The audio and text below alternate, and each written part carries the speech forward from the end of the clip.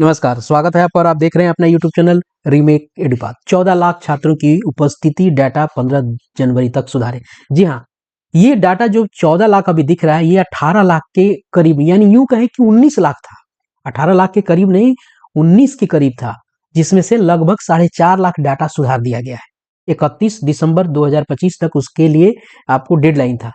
आखिर ये कौन सी उपस्थिति सुधारना है, इससे क्या होगा? आप सबको पता है कि 75% उपस्थिति के लिए आपको लाभुक योजनाओं के लिए बच्चों की 75% उपस्थिति के लिए डाटा आपको यस नो करना था, जिसमें सभी विद्यालयों ने यस नो कर दिया था।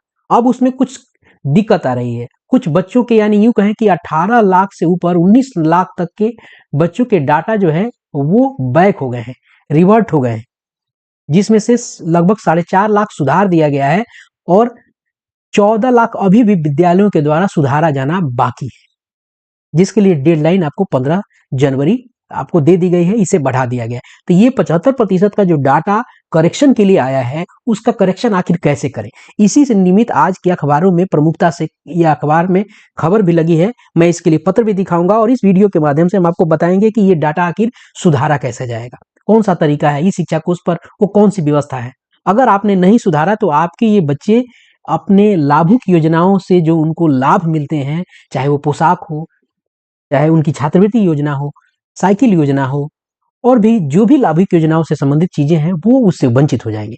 तो आप इसे जरूर सुधार दें और मैं आपको इस वीडियो के माध्यम से वो पूरा का पूरा तरीका बताऊंगा। इसके पहले भी मैंने एक वीडियो बना के उसको बताया था, लेकिन फिर ये जब व्यवस्था फिर से आई है तो मैं फिर से रिमाइंड करके इस चीजों को बता रहा हूँ। ये अखबार में यही बात आपको कही गई है जो आपको मैं बता रहा हूँ। आपको यहाँ मैं थोड़ा सा और बता दूं ताकि आपको समझ आ जाए और आपको भरोसा हो जाए कि मैं कह क्या रहा हूं। यहाँ लिखा गया है कि निराकरण के लिए छात्र छात्राओं को योजना का लाभ मिलेगा।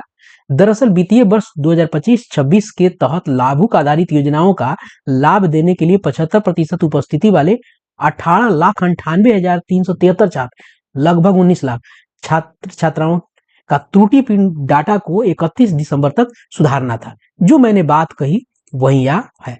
इसके लिए पत्र भी आपको यहाँ आया है। देखिए, त्रुटियों का निराकरण, यानी कुछ जो त्रुटि हुई थी उसके निराकरण के लिए डेट दिया गया था आपको 31 दिसंबर तक, लेकिन वो सुधार नहीं हो पाया। यही इसी के लिए पत्र लिखा है जो संयुक्त सचिव है और शिक्षा विभाग डीबीटी कोषांग के, उन्होंने सभी जिला शिक्षा पदाधिकारियों को पत्र लिखे हैं और इसमें इन्होंने विषय में लिखा है कि 75% उपस्थिति जो छात्र छात्राओं के जो त्रुटिपूर्ण डाटा है उस त्रुटियों का निराकरण ई शिक्षा कोष पोर्टल पर उसको कर अपलोड करने के संबंध में यहाँ उन्होंने बताया है कि 18,98,373 छात्र छात्राओं का त्रुटिपूर्ण डाटा को त्रुटियों का निराकरण करते हुए आपको 31/12 तक अपलोड करना था। लेकिन हुआ क्या है, जिसके विरुद्ध, इसके विरुद्ध मतलब 19 लाख के विरुद्ध 4,48,000 छात्र छात्राओं का त्रुटिपूर्ण डाटा ही त्रुटियों का निराकरण किया गया है। अब उक्त के आलोक में छात्र छात्राओं के त्रुटिपूर्ण डाटा की त्रुटियों का निराकरण की अवधि जो है 15 जनवरी 2026 तक विस्तारित कर दी गई है। अतः अनुरोध है कि छात्र छात्राओं के डाटा की त्रुटियों का निराकरण 15 जनवरी तक ई शिक्षा कोष पोर्टल पर अपलोड कराने की कृपा करें। अब इसको करेंगे कैसे? तो चलिए, ये तो हमने आदेश देख लिया। अब इसके स्टेप्स क्या हैं, कौन से तरीके हमको अपनाने होंगे इसको सुधार करने के लिए। यदि आप शिक्षक हैं और शिक्षक के नाते देख रहे हैं तो ये जानकारी आप तक पहुंच जाए कि आप किसी वर्ग के वर्ग शिक्षक हैं तो आपको पता हो जाएगा कि कौन कौन से बच्चों का डाटा रिवर्ट हुआ है। यदि हेडमास्टर हैं, एचटी हैं, तो आपको ये पूरे विद्यालय की व्यवस्था आपको सुधारनी है, तो इन सब चीजों को देखने की जरूरत है। तो चलिए वीडियो को में हम आगे देखते हैं स्टेप बाय स्टेप उसे कैसे सुधारें ई शिक्षा कोष पोर्टल पर।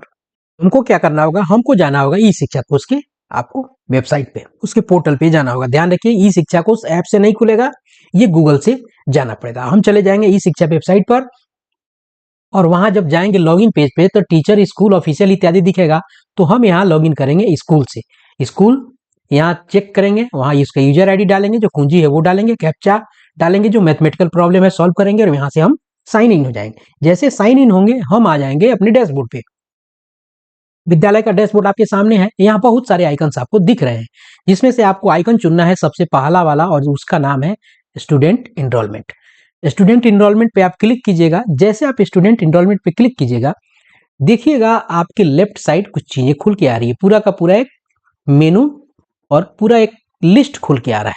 इसमें आपको देखना है, नीचे आइए, सबसे नीचे आइए, दो चीजें नीचे से दो चीजों को देखिए, स्टूडेंट अटेंडेंस 75%, इसी के माध्यम से आपने यस और नो किया था। अब इसमें क्या है, स्टूडेंट डाटा करेक्शन, यही है स्टूडेंट का डाटा करेक्शन करने की बात। अब आपको यहां से क्या करना पड़ेगा, इस पे क्लिक करना पड़ेगा, स्टूडेंट डाटा करेक्शन। ध्यान रखिएगा, जैसे इस पे क्लिक कीजिएगा आपके सामने ऊपर आपके स्कूल की कुछ डिटेल्स आ जाएंगे और सारे डाटा आपके सामने आ जाएंगे। अब देखिए यहां पहले ऊपर जानना जरूरी है, serial number, student name, student code, date, DOB, father name, mother name, class, admission name, remarks, इस पे ध्यान देना जरूरी है, रिमार्क्स पे। और ये अपडेटेड, अगर आपने अपडेट कर दिया है तो यस होगा, और अपडेट नहीं हुआ है तो नो। और एक्शन यानी कहां से करेंगे, तो यहां से आपको बेसिकली जानना, इन्हीं 4 पे काम करना है। अब देखिए रिमार्क्स में क्या है, रिमार्क्स में पढ़िए, ये जो बच्चा है, जो भी नाम इसका है, यहाँ क्या लिखा है, name not match as per account given neither student nor आपको पेरेंट्स। यहां कहा गया है कि जो नाम दिया गया है बैंक में, वो नाम या तो बच्चे का दिया गया है या पेरेंट्स का दिया गया है, वो मैच नहीं कर रहा है। और यहाँ ये पहले क्या है, यहाँ चूंकि यस है, ये मैंने इसको सुधार दिया इसलिए यहाँ यस दिखा रहा है, नहीं तो यहाँ क्या दिखाता, नो दिखाता। यहाँ नो दिखाता और ये वाला क्या दिखाता, ग्रीन दिखाता। तो मान लेते हैं कि यहाँ नो लिखा रहता, यानी अपडेटेड। ये अपडेटेड में क्या है, यस, ये मैंने अपडेट कर दिया इसलिए यस है। और अब इसको सुधार करना, भाई मान लीजिए यहाँ नो रहता तो आप यहाँ जाते, यहाँ क्लिक करते, और क्लिक करके जाके आप उसका प्रॉपर अकाउंट्स लेके और पूरे खाते को लेकर, नाम को यदि स्पेलिंग में दिक्कत हो, कहाँ क्या दिक्कत है, आप उसके अकाउंट्स को सुधार लीजिएगा। दूसरा वाले में भी वही है। तीसरा वाले में देखिए क्या स्थिति है, rejected by bank, account number does not exist in bank, यानी इस बच्चे का अकाउंट्स जो दिया गया है बैंक में, इसके डीबीटी के लिए, वो अकाउंट एग्जिस्ट ही नहीं कर रहा है। यहाँ क्या लिखा है, नो, यानी ये अपडेटेड अभी तक नहीं हुआ है। और यहाँ ये किस रंग का है, ग्रीन रंग का है। जो लाल रंग का है हो गया अपडेटेड डिटेल्स, यानी वो अपडेट हो गया है। जो ग्रीन रंग का है उसके बगल में वैसे ही नो लिखा हुआ है और अपडेटेड डिटेल्स लिख रहा है। तो आपको बैंक इस बच्चे से आपको कांटेक्ट करना पड़ेगा और इसके डिटेल्स मंगवाने पड़ेंगे। हो सकता है ये स्थिति क्यों आती है, केवाईसी नहीं हुआ हो, उससे भी आ सकता है, हो सकता है नंबर ही गलत दिया गया हो, जो भी आपको एग्जैक्ट कारण है उससे आपको जाना पड़ेगा। उसी तरह ये इसकी कहानी है, ये अपडेट हुआ पड़ा है, अपडेट कर दिया गया है। उसके बाद कौन कौन से और से दिक्कत आ रहे हैं, देखिए एक और दिक्कत आ रहा है। एक दिक्कत, छठा नंबर बच्चे को देखा जाए तो देखा क्या है, bank name is not as per PFS bank master. अपने अब यह क्या है, सही से बैंक का नाम ही नहीं लिखा गया है। यह से कौन से बैंक का है, बहुत अलग अलग बैंक आ गए हैं, कुछ का कुछ लिखा गया होगा, तो इस तरह के एरर आएंगे। ऐसे क्या है, rejected by bank, account number does not exist, इस तरह के एरर आते हैं। क्योंकि यस यहाँ इसलिए है कि इसे अपडेट कर दिया गया है, यदि अपडेट नहीं किया गया रहता तो ये अगर शुरुआत में आप खोलेंगे तो नो रहता। इस तरीके से आप जो भी डाटा आए होंगे वो सारा डाटा आप जाके करेक्ट करेंगे इस अपडेट डिटेल से। और जल्दी करना है, कब तक करना है, लिखा हुआ है जैसे 31/12/2025 तक इसे आपको कर देना है। और इसी डाटा स्टूडेंट डाटा करेक्शन वाले टैब से क्लिक करके आपको इसे कर देना है। टोटल जितना होगा वो सारा लिस्ट में आपको मिल जाएगा। इस तरीके से आप डाटा करेक्शन करके और ये जो प्रॉब्लम और रिजेक्ट होके आया है इसका सोल्यूशन आप कर सकते हैं। तो इस वीडियो में मैंने प्रयास किया कि आप तक के सोल्यूशन पहुंचे, स्टेप्स पहुंचे, जिसके माध्यम से बच्चों के डाटा को करेक्ट किया जा सके। तो इस वीडियो में इतना ही। वीडियो पसंद आया तो लाइक शेयर जरूर कीजिएगा। धन्यवाद। जय हिंद।